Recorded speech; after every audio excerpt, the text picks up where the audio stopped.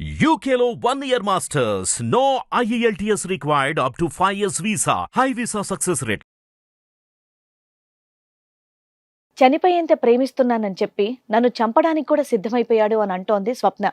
అసలు నా భర్త అలా మారడానికి కారణం ఏంటి, తనకు వచ్చిన కష్టం ఏంటి అనేది స్వప్నని అడిగి తెలుసుకుందాం. ఈ కార్యక్రమంలో మనతో పాటు ఉన్నారు ప్రముఖ హైకోర్టు అడ్వకేట్ రమ్యాకుల గారు.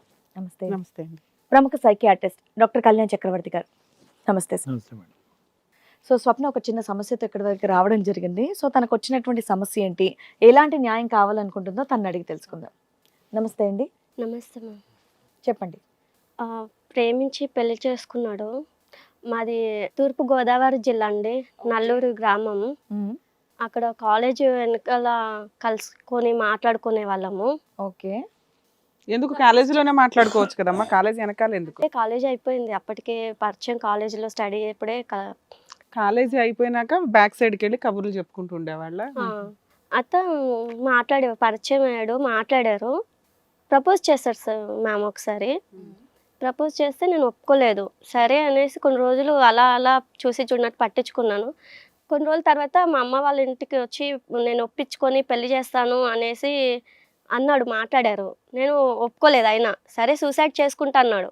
సూసైడ్ చేసుకుంటానా, నేను లైట్ తీసుకున్నా, పట్టించుకోలేదు. ఈ రోజులో జెంట్స్ అలాగే అంటారు కదా అని పట్టించుకోలేదు.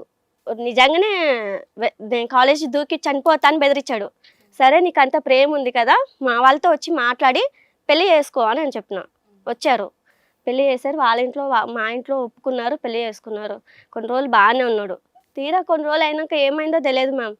తనలో డ్రింక్ చేయడం, నన్ను అవాయిడ్ చేయడం, కొట్టడం, తిట్టడం, టార్చర్ పెట్టడం, మళ్ళీ మొబైల్స్ ఎప్పుడు చూసినా బిజీ రావడం, బాగంటే నన్ను మొత్తం దూరం పెట్టడం చేశాడు. ఇలా ఎందుకు చేస్తున్నావు అని అడిగితే తాగొచ్చి కొట్టడం. నా లైఫ్ నా ఇష్టం, నాకు నచ్చినట్టు బతుకుతా, నువ్వు ఉంటే ఉండు లేకపోతే వెళ్ళిపో అనేవాడు. పెళ్ళి ఎన్ని సంవత్సరాలు అయింది? 3 years అయింది మేడం. 3 years అవుతుంది. 3 years అవుతుంది. సో ఎప్పటి నుంచి ఇలా కొట్టడం ఇవన్నీ చేస్తున్నాడు? గత 1 year నుంచి అవుతూనే ఉంది. 1 year నుంచి అవుతూనే ఉంది. నేను లవ్ మ్యారేజ్ కదా, ఏమన్నా నా తరపు నుంచి ఏమన్నా తప్పులు ఉన్నాయేమో, అడ్జస్ట్ అవుదాం, పోనీలే నాది తప్పు అనుకున్నా, అలా అలా అడ్జస్ట్ అవుతూ వచ్చిన. ఎవరెవరు ఉంటారమ్మా ఇంట్లో? నేను మా డాడీ ఉంటాము. పెళ్ళైన తర్వాత? పెళ్ళైన తర్వాత మేమిద్దరమే. మీ అత్తగారు కానీ అత్తగారు వేరే ఊర్లో ఉంటారు. ఎంతకాలం ప్రేమించిన తర్వాత అతను ఇలాగ 2 years.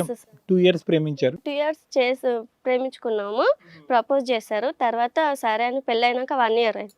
1 year నుంచి గొడవలు జరగడం, నన్ను అవాయిడ్ చేయడం, కొట్టడం, దూరం పెట్టడం. ప్రెగ్నెన్సీ కానీ పిల్లలు కానీ? అబార్షన్ అయింది మామ ఒకటి.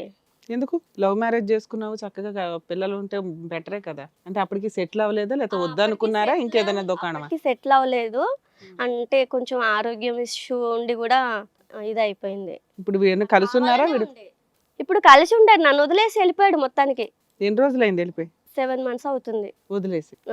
మ్యారేజ్ అయ్యి 3 years. 3 years. ఫస్ట్ 2 years బానే ఉన్నారా? బానే ఉంది. ఏం పని చేస్తాడు అతను? ఇంజనీర్ చదివాడా? జాబ్, ప్రైవేట్ జాబ్ ఏమైనా? కన్స్ట్రక్షన్స్ లో అకౌంటర్ గా చేస్తారు. మీరు వర్కింగ్ అమ్మా? నేను జాబ్ చేస్తాను సార్. ప్రైవేట్ గా జాబ్ చేస్తారు? కాల్ సెంటర్ లో చేస్తాను ప్రైవేట్ గా.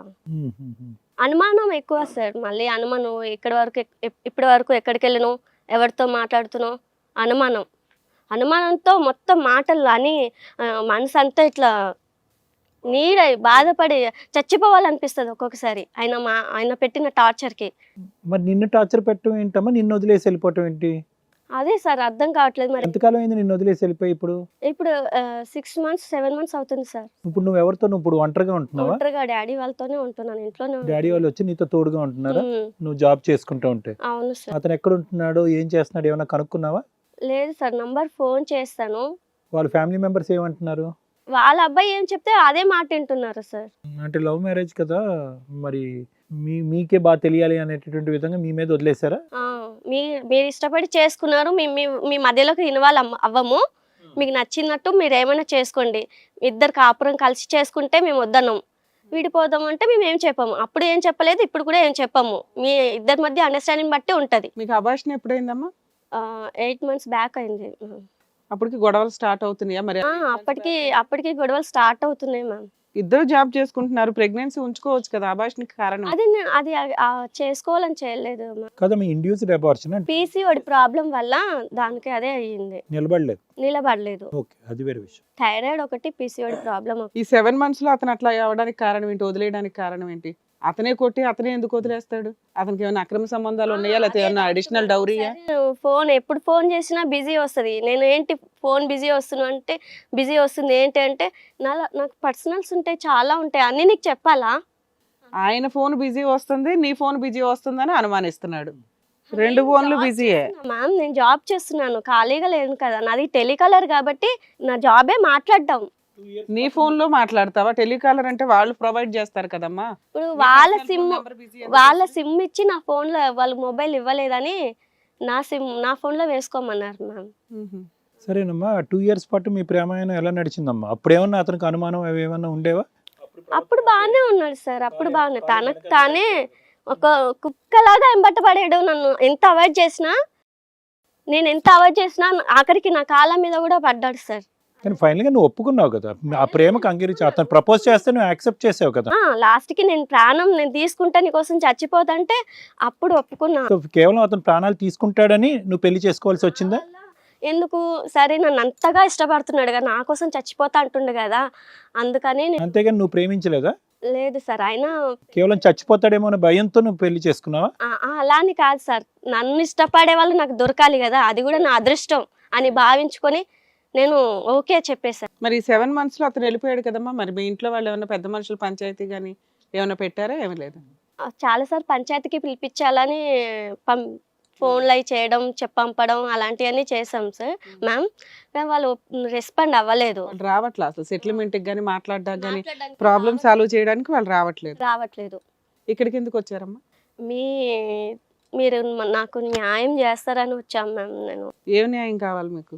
అబ్బాయి నాకు మొదట్లో నన్ను ఎంత బాగా చూసుకున్నాడో, నన్ను ఒప్పించి పెళ్లి చేసుకొని ఇప్పుడు అలాగే నాతోనే ఉండాలి. ఇప్పుడు నన్ను కాదు, నాకు వద్దు అంటున్నాడు మ్యామ్.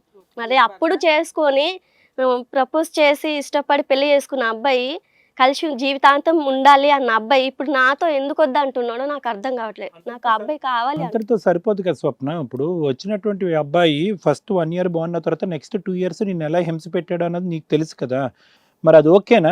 కావాలి అనేటటువంటి వాడు అదే హింస మళ్ళీ నీకు రానున్న రోజుల్లో చూపెడితే నీకు ఓకేనా? మరి అనుమానం పడుతూ బాధ పెడుతూ నేను యాక్సెప్ట్ చేస్తా సార్, ఎందుకంటే ఆ అబ్బాయి నన్ను ఎంత ఇష్టపడ్డాడో నేను కూడా అంతే ఇష్టపడ్డా అబ్బాయిని చేసుకున్నాక. సో అతను మంచిగా ఉన్నప్పుడు ఉన్న లవ్ నీకు తెలుసు కాబట్టి మారతాడు, అతను నన్ను యాక్సెప్ట్ చేస్తే చాలా అనుకుంటున్నావా? మార్చుకోవాలి అని కదమ్మా. ఇప్పుడు ఆ అబ్బాయి ఎక్కడున్నాడో ఏది నీకు తెలీదా? వాళ్ళ కుటుంబ సభ్యులకు కూడా తెలీదా? లేదంటే వాళ్ళ కనుసంగంలోంచి అంటే వాళ్ళకి తెలుసు ఎక్కడున్నారో తెలుసు కానీ మీటింగ్లకి రావట్లే, సెటిల్మెంట్లకి రావట్లే, ఏం చేసుకుంటారో చేసుకోండి బ్లాగ్ అడ్రస్ అవన్నీ తెలుసు, కానీ మేము ఇప్పుడు పంచాయతీ పెద్దవాళ్ళకి సమక్షంలో పంచాయతీ ఏదైనా డిసైడ్ అవ్వాలి అనేసి పంచాయతీకి అలాంటి పిలిపిస్తుంటే రెస్పాండ్ అవ్వరు వాళ్ళు.